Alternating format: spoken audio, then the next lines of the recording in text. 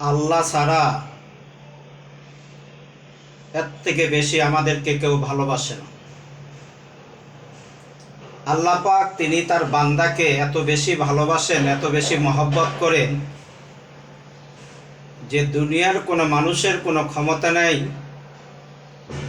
যে মানুষকে এতটা ভালোবাসা দিতে পারে। আল্লাহ পাক যতটা আমাদেরকে ভালোবাসেন, যতটা মহব্বত করেন, আজকে এই জিনিসগুলা প্রত্যেকটা মানুষকে আমাদেরকে বুঝতে হবে যে আল্লাহ ব্যতীত ছাড়া আমাদের আপন এই পৃথিবীতে আর কেউ নাই। যেহেতু আল্লাহ পাক তিনি আমাদেরকে দয়া করে মায়া করে কত সুন্দর করে তিনি আমাদেরকে সৃষ্টি করে দুনিয়াতে পাঠাইছেন, সে আল্লাহ ব্যতীত ছাড়া আমাদেরকে কেউ এতটা ভালোবাসবে? কেউ এত ভালোবাসবে না।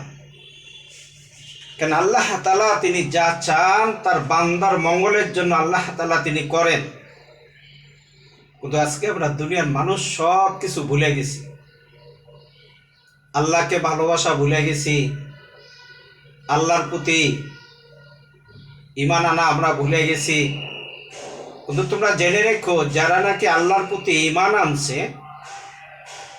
তারাই এই পৃথিবীতে সবচেয়ে বড় কামিয়াব হয়ে যাবে, তারাই সবচেয়ে বড় লাভবান হয়ে যাবে।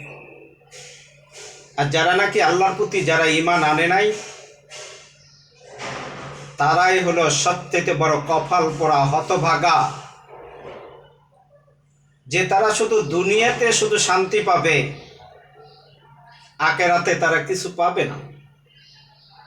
যে আখেরাতে যদি আপনাকে আমাকে যদি কিছু পাইতে হয়, আখেরাতে যদি আল্লাহকে যদি কাছে নিতে হয় পাইতে হয়, তা আল্লাহর প্রতি আপনার আমার ঈমান আনতে হবে, আল্লাহকে ভালোবাসতে হবে। তাইলে আপনার আমার জন্য আল্লাহ পাকের সব কিছু করা সব কিছু সহজ হয়ে যাবে।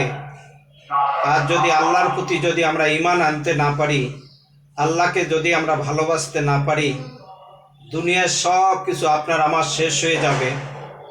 দুনিয়াতে আপনি আমি, শুধু দুনিয়া না আখেরাতেও আপনি আমি ধ্বংস হয়ে যাব। এই জন্য আমাদেরকে পরিপূর্ণ ঈমানদার হইতে হবে। যেটাকে যারা পরিমাণ যে ঈমান ধারণ করলো, যারা পরিমাণ ঈমান যার ভিতরে আছে, সে একমাত্র আল্লাহর জান্নাতে যাবে। আর যার ভিতরে ঈমান নাই, সে তো কোনোদিন আল্লাহর জান্নাতে যেতে পারবে না, সে কোনোদিন সফলতা পাবে না, সে কোনোদিন কামিয়াব হইতে পারবে না। সে শুধু করবে হায় আফসোস, হায় আফসোস, যে দুনিয়াতে থাকা অবস্থায় আমি কি করলাম, যে আমি আল্লাহর প্রতি ঈমান আনলাম না, রাসূলের প্রতি আমি ঈমান আনলাম না, আল্লাহর কোরআনের প্রতি আমি ঈমান আনি নাই, আল্লাহর দ্বীনের প্রতি আমি চলি নাই।